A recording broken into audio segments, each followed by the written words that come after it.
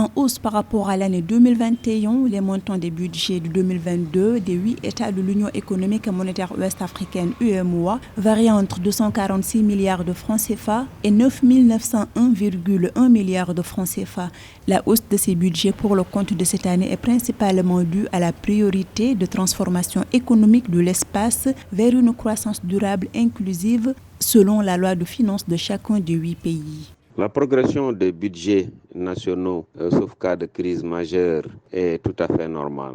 Ce qu'on peut retenir, en tout cas généralement dans les pays de la sous-région, c'est 3 dimensions. Si on prend l'exemple du Sénégal avec ce qu'on appelle les ISEP et l'exemple de la Côte d'Ivoire, c'est-à-dire un investissement en infrastructure de formation professionnelle pour les jeunes. Deuxième élément majeur, c'est peut-être dans l'agriculture, parce que l'autosuffisance reste encore un rêve. Enfin, il faut peut-être remarquer qu'il y a des investissements maintenant extrêmement denses, principalement dans 2 domaines, le domaine ferroviaire et le domaine portuaire. Afin de mobiliser une partie des financements dans le cadre de l'exécution de leur budget, les États de l'UEMOA ont recours à des levées de fonds sur le marché de la dette. À ce titre, c'est un total de 4 672 milliards de francs CFA que les États souhaitent mobiliser en 2022 sur le marché des titres publics de l'agence UEMOA.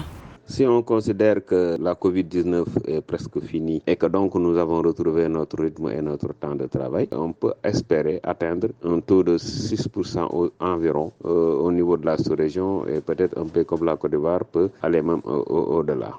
Par ailleurs, les économies de la sous-région ouest-africaine étant impactées par la crise sanitaire due au Covid-19 ont renoué avec une reprise d'activité au 3e trimestre 2021.